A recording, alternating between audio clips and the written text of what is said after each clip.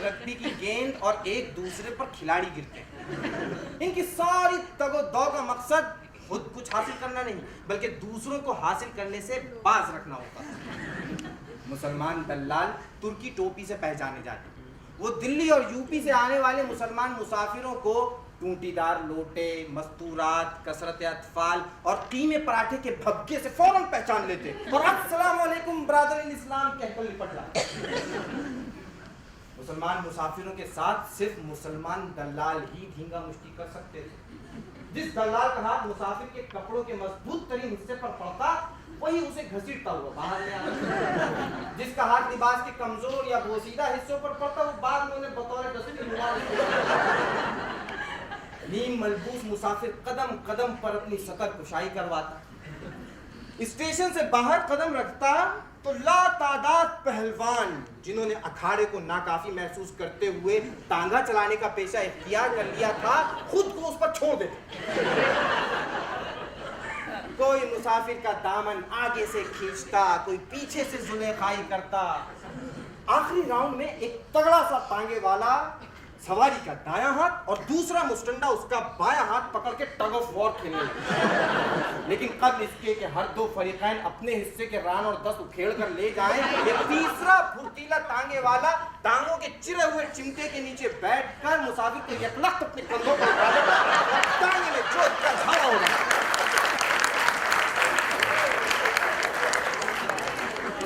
कमोबेश यही नक्शा कॉपरगंज की लगड़ मंडी का हुआ करता था, जिसके कल्ब में किबला की दुकान थी। गोदाम बिलामुम दुकान से मुल्हक अकब में होते तो गाहक पकड़ने के लिए किबला और दो तीन चिड़ीमार दुकानदारों ने ये किया कि दुकानों के बाहर सड़क पर लकड़ी के छोटे छोटे केबिन बना लिए।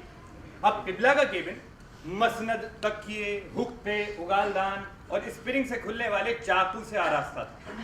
केबिन गोया एक नौ का मचान था, जहां से गाहक को मार गिराते थे, फिर उसे चुमकार पुचकार कर अंदर ले जाया जाता, जहां कोशिश ये होती कि खाली हाथ और भरी जेब वापस ना जाने पाए। लिहाजा जैसे ही कोई शख्स कयाफे से गाहक मालूम होता, सामने से गुजरता, तो दूर और नजदीक के दुकानदार उसे हाथ के इशारे या आवाज देकर बुलाते, इन महाराजों को दूसरे दुकानदारों के पंजे से छुड़ाने और खुद घसीटकर अपने कचार में ले जाने के दौरान अक्सर इनकी पगड़ियां खुलकर इनके पैरों से उलझ जाती। इस सिलसिले में इतने झगड़े और हाथापाई हो चुकी थी कि मंडी के तमाम व्यापारियों ने पंचायती फैसला किया कि गाहक को सिर्फ वही दुकानदार आवाज देकर बुलाएगा जिसकी दुकान के सामने से वो गुजर रहा हो। लेकिन जैसे ही वो किसी दूसरे दुकानदार के हल्का तशद्दुद में दाखिल होगा, कोई और उसे आवाज ना देगा। इसके बावजूद छीना झपटी और कुश्तम पछाड़ बढ़ती ही गई, तो हर दुकान के आगे चूने से हदबंदी की लाइन खींचती गई। इससे ये फर्क पड़ा कि कुश्ती बंद हो गई, कबड्डी होने लगी। बाज दुकानदारों ने मारपीट, गाहकों को हांका करने, उन्हें डंडा डोली करके दुकान के अंदर ले जाने के लिए बिगड़े पहलवान और शहर के छटे हुए शोहदे और मुस्टंडे पार्ट टाइम मुलाजिम रख लिए थे। कसाद बाजारी अपनी इंतहा को पहुंची हुई थी। ये लोग दिन में लगड़ मंडी में गाहकों को डरा धमकाकर नाकिस और कंडम माल खरीदवाते और रात को यही फरीजा बाजारे हुस्न में अंजाम देते। बहुत सी तवाइफों ने अपनी आबरू को हर शब्द ज्यादा से ज्यादा गैर महफूज रखने की गरज से इनको बतौर पिंप मुलाजिम रख छोड़ा। किबला ने ऐसा कोई बदकिरदार पहलवान या गुंडा मुलाजिम नहीं रखा कि उन्हें तो अपने जोरे बाजू पर पूरा भरोसा। हाँ, अलबत्ता औरों की तरह माल की चराई कटाई में मार कुटाई का खर्चा भी शामिल कर लेते। हमें वक्त तैश का आलम तारी रहता, सोने से पहले ऐसा मूड बनाकर लेटते कि आंख खुलते ही गुस्सा करने में आसानी। पेशानी के 3 बल सोते में भी नहीं मिटते थे।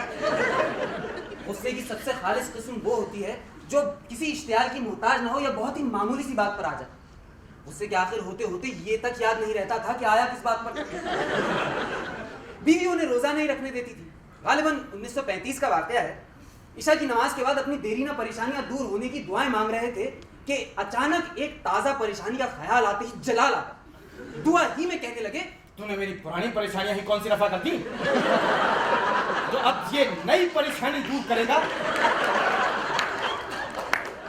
उस रात मुसल्ला तय करने के बाद फिर कभी नमाज नहीं पढ़ी।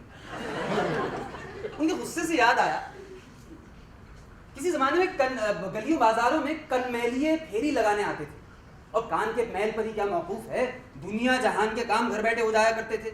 सब्जी, गोश्त और सौदा सलफ की खरीदारी, हजामत, पीढ़ी, जचगी, तालीम, हद, मरम्मत, खाट खटोले की, बल्कि खुद अपनी मरम्मत भी घर बैठे हो जाया करती थी। बीवियों के नाखून मेहरनी से काटने और पीठ मलने के लिए नायने घर आती थी। कपड़े भी मुगलानियां ही घर आकर सीती थी ताकि नामहरमों को नाक तक की हवा न लगे। हालांकि उस जमाने की जनाना पोशाक के जो नमूने हमारी नजरों से गुजरे हैं वो कुछ ऐसे होते थे कि किसी भी लेटर बॉक्स का नाप लेकर आसानी से जा सकता। तो हम वाकया ये बयान करने चले थे कि गर्मियों के दिन थे। तिबला अगले का कोरमा और खरबूजा तनावुल फरमाकर अपनी केबिन में कैलूला कर रहे थे कि अचानक कनमैलिये ने उनके केबिन के पास खड़े होकर बड़े जोर से आवाज लगाई, कान का मेल। खुदा जाने गहरी नींद सो रहे थे या कोई बहुत ही हसीन ख्वाब देख रहे थे कि जिसमें गाहक उनसे धड़ाधड़ तिगने दामों लकड़ी खरीद रहे थे, हड़बड़ा कर उठ बैठे।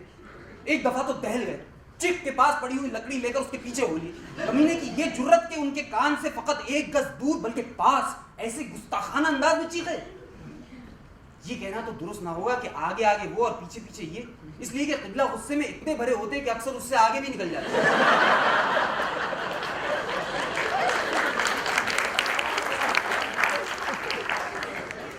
बड़ी दूर सड़क पर दौड़ने के बाद कनमैलिया गलियों में निकल गया और आंखों से ओझल हो गया, मगर क़िबला अपनी छठी हिस्स की बताई हुई समत में मुसलसल दौड़ते रहे। ये वो समत थी जिस तरफ कोई भी शख्स जिसके पांचों हवास सलामत हो जारहाना अंदाज में लकड़ी लाठी घुमाता हरगिज न जाता था कि ये थाने को जाती। इस वहशियाना दौड़ में क़िबला की लकड़ी और कनमैलिये का पगड़, जिसमें उसने कान का मैल निकालने के कई सारे औजार उड़स रखे थे, जमीन पर आ रहे। उनमें से एक डिबिया भी निकली जिसमें उसने कान का मैल जमा कर रखा था। नजर बचा के तोला भर मैल उसी में से निकाल कर दिखा देता कि देखो ये तुम्हारे कान से निकला है। किसी के कान से गोलर के भुंगे बरामद करके कहता मुझे तुम्हारे कान में बिन बिन तिन तिन की आवाजें आ रही थी ना, वो इन्हीं की थी। लेकिन ये भी सच है कि वो इतनी कानों की भूल भुलैयों में इतनी दूर तक सहज सहज सलाई डालता चला जाता कि मालूम होता कान के रास्ते आंतें भी निकाल कर हथेली क़िबला ने उस पगड़ को अब बल्ली पर लटका कर बल्ली अपनी केबिन के सामने इस तरह गाड़ दी जैसे अगले वक्तों में कोई बेसब्रा वली अहद या अगर वो ना हो तो कोई दुश्मन बादशाह सलामत का सर काट कर नेज़े पर हर खासोआम के लिए बुलंद कर देता है। उसकी दहशत ऐसी बैठी कि दुकान के सामने से बढ़ई, खटपुने, सींगी लगाने वालियों, सेहरी के लिए जगाने वालों तक ने गुजरना छोड़ दिया। हद ये कि मुल्हका मस्जिद का करीहुस्सौत मुअज्जिन भी अक़ब वाली गली से जाने लगा। क़िबला यूं तो अपना माल बड़ी मेहनत, तवज्जो और मोहब्बत से दिखाया करते। मोहब्बत का इजाफा हमने इसलिए किया कि वो गाहक को तो शेर की नजर से देखते, लेकिन अपनी लकड़ी पर मोहब्बत से हाथ फेरते। कोई सागवान का तख्ता ऐसा नहीं था जिसके रेशों के अब या रगों का तोगरा अगर वो चाहें तो याददाश्त से कागज पर ना बना सकते हैं। लकड़ मंडी में वो वाहिद दुकानदार थे जो गाहक को अपना हर शहतीर और हर बल्ली का शजरा नसब अजबर करा देते थे। उनका अपना शजरा नसब बल्ली से भी ज्यादा लंबा था जिस पर अपने जद्दे आला को टांग रखा था। कभी बर्मी सागवान के लट्ठे पर शफकत से हाथ फेरते हुए कहते, मियाँ अभी इसकी उम्र ही क्या है, बच्चा है, बहुत से बहुत 80 साल, 150 साल का सागवान अरावली के जंगलों में आंधी तूफान में बिल्कुल खड़ी कमर इस्तादा रहता है। लेकिन साहब है बला का सीजन, सैकड़ों बारिशों 7 दरियाओं का पानी पीकर यहाँ पहुंचा है और इस लट्ठे पर तो मगरमच्छ ने पेशाब भी किया है। मगरमच्छ जिस लकड़ी पर मुंह दे उसको हश्र तक न दीमक लग सकती है ना आग।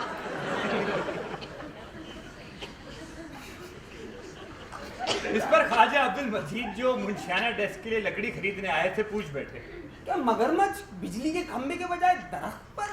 जी नहीं, मगरमच्छ तो सबीले अहले इस्लाम में जंजीर से बंधे हुए टीन के गिलास से पानी पी पी के सड़क पर टहल के इस्तंजा सुखाते हैं, आपके वालिद माजिद की तरह। आया शहर शरीफ में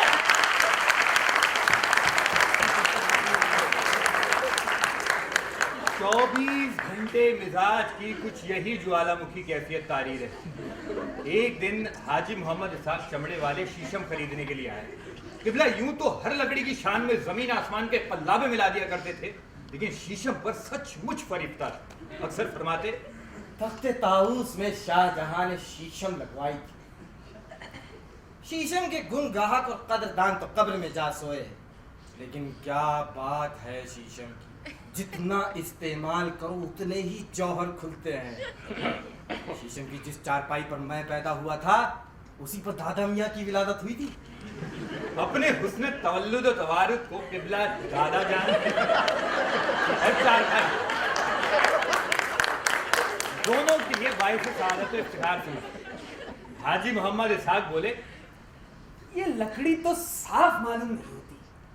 किबला न जाने कितने बरसों बाद मुस्कुराए और हाजी साहब की दाढ़ी को टिकटिकी बांध के देखते हुए फरमाया, ये बात तो हमने शीशम की लकड़ी, कांसी की लुटिया, बाली उमरिया और चुग्गी दाढ़ी में ही देखी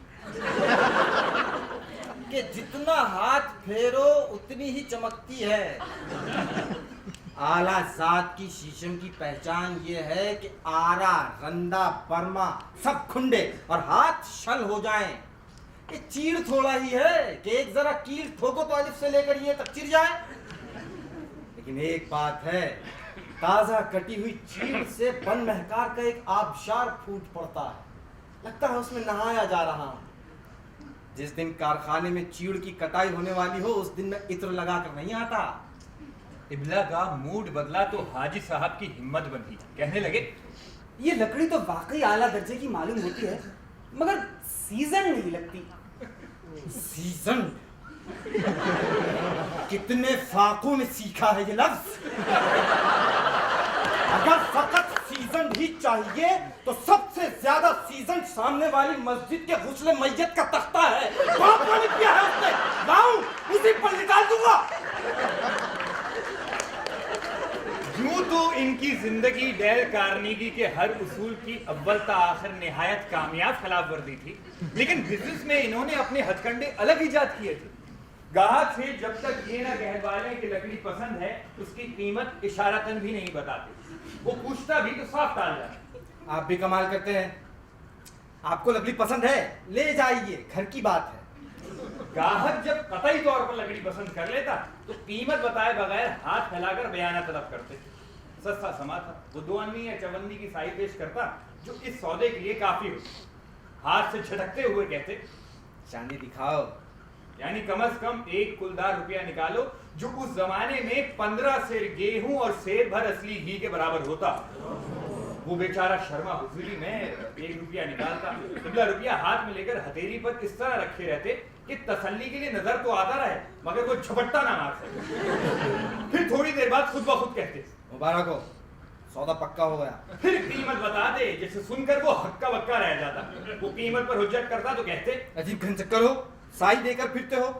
अभी तो रुपया देकर सौदा पक्का किया है, अभी तो इसमें से तुम्हारे हाथ की गर्मी भी नहीं गई और अभी फिर गए।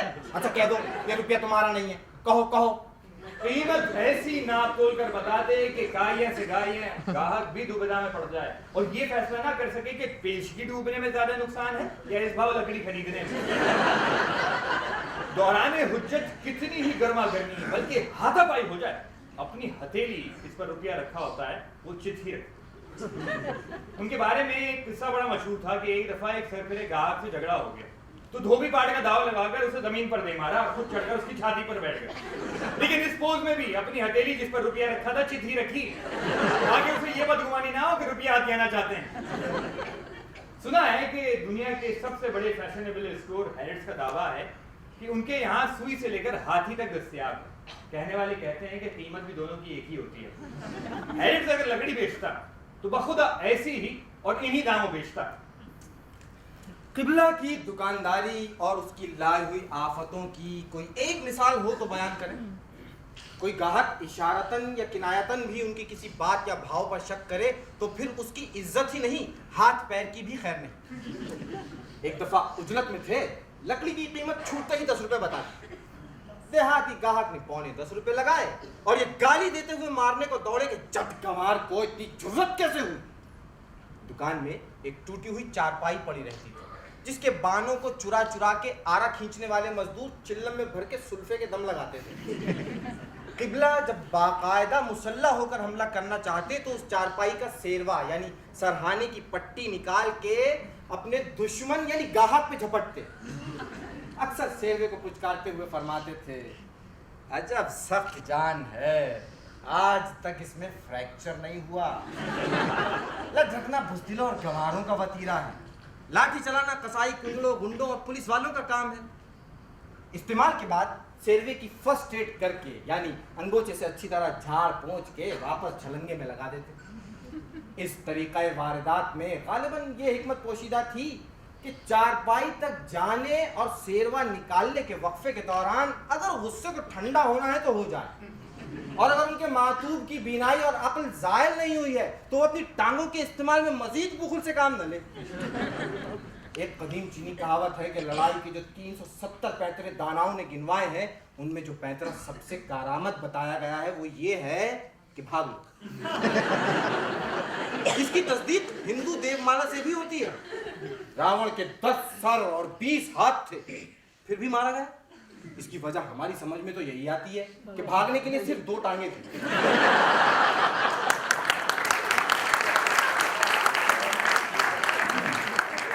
हमला करने से पहले किबला कुछ देर खुफियाते ताकि मुखालिफ अपनी जान बचाना चाहता है तो बचा ले। फरमाते थे, आज तक ऐसा नहीं हुआ कि किसी शख्स की ठुकाई करने से पहले मैंने उसको गाली देकर खबरदार न किया हो। क्या शेर है वो बड़ा सा? हाँ, पश्चा से सीखे शेवाए मर्दान की कोई, जब कसदे खून को आए तो पहले पुकार दे। किबला की हैबत सबके दिलों पर बैठी थी, बजुज दाएं जानिब वाले दुकानदार के। वो कन्नौज का रहने वाला निहायत खुदसर, हदछुट, बदमुआमला और बदजबान आदमी था।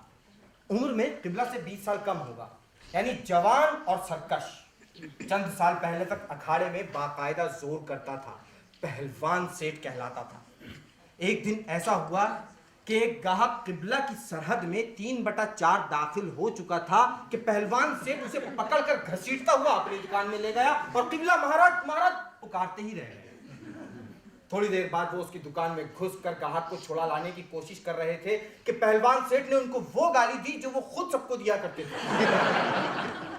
फिर क्या था, किबला ने अपने असलहा खाने खास यानी चारपाई से पट्टी निकाली और नंगे पैर दौड़ते हुए उसकी दुकान में दोबारा दाखिल हुए। गाहक ने बीच बचाव कराने की कोशिश की और अव्वलीन गफलत में अपना दांत तुड़वा कर मसाले की कार्रवाई से रिटायर हो गया। दुनीदा दहन पहलवान सेठ दुकान छोड़कर बगतुक भागा, किबला उसके पीछे सरपट। थोड़ी दूर जाकर उसका पैर रेल की पटड़ी में उलझा और वो मुंह के बल गिरा।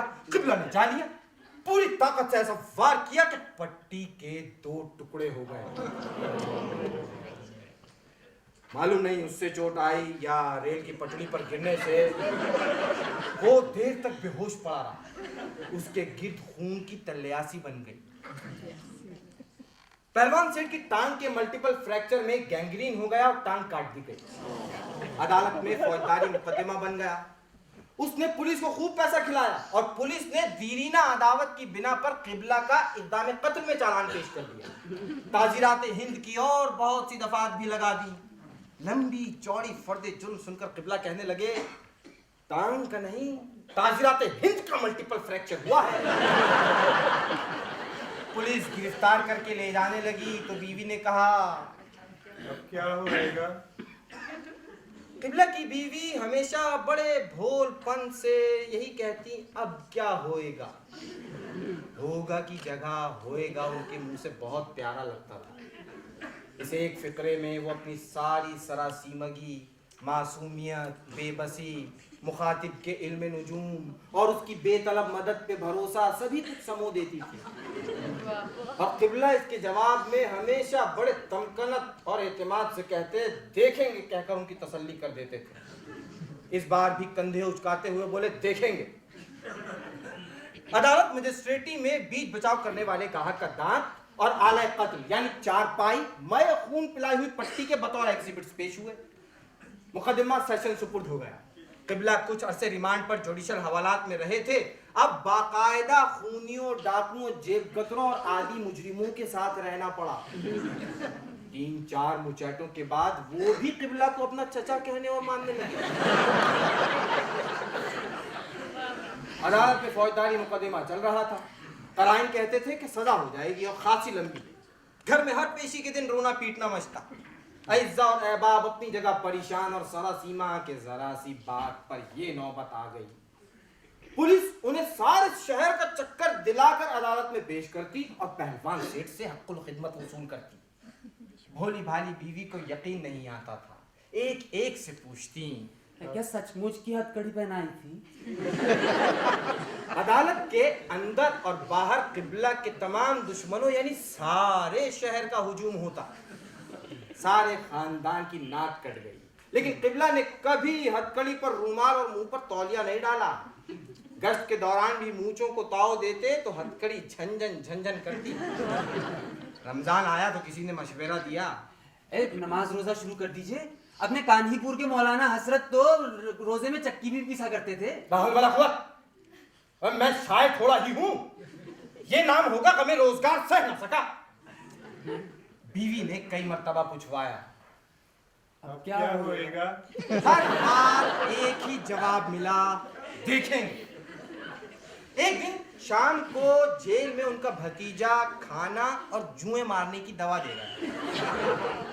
दवा के इश्तिहार में लिखा गया था कि इसके मलने से जुएं अंधी हो जाती हैं, फिर उन्हें पकड़कर आसानी से मारा जा सकता है।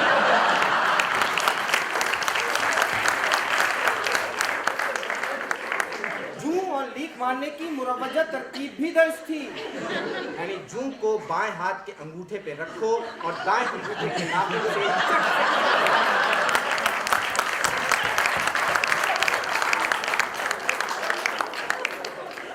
अगर जूं के पेट से काला या गहरा उनाबी खून निकले तो फौरन हमारी दवा अक्सीर जानिमूस मुसफ़्फ़ी खून पीकर अपना खून साफ कीजिए। पर्चे में ये हिदायत भी थी कि दवा का कोर्स उस वक्त तक जारी रखिए जब तक कि जूं के पेट से साफ शुदा सुर्ख खून न निकले। किबला ने जंगले के उस तरफ से भतीजे को इशारा किया कि अपना कान में मुंह के करीब लाओ। फिर उससे कहा कि छोटा, जिंदगी का भरोसा नहीं, दुनिया इस जेल समेत सराय फानी है। गौर से सुनो, ये मेरा हुक्म भी है और वसीयत भी। लोहे की अलमारी में 2000 रुपए आड़े वक्त के लिए रद्दी के अखबारों के नीचे छुपा आया था। ये रकम निकालकर अल्लन शहर के नामी गुंडे को दे देना और अपनी चची को मेरी तरफ से दुआ कहना और अल्लन को मेरी दुआ कहना और कहना कि इन छेओं की ऐसी ठुकाई करे कि घर वाले सूरत ना पहचान सके। ये कहकर अखबार का एक मसला हुआ पुर्जा भतीजे को थमा दिया, जिसके हाशिए पर उन 6 गवाहाने इस्तिगासा के नाम दर्ज थे जिनको पिटवाने का इन्होंने जेल में उस वक्त मंसूबा बनाया जब ऐसी ही हरकत पर इन्हें आजकल में सजा होने वाली थी। सजा हो गई, 1.5 साल कैद बामुशक्कत। फैसला सुना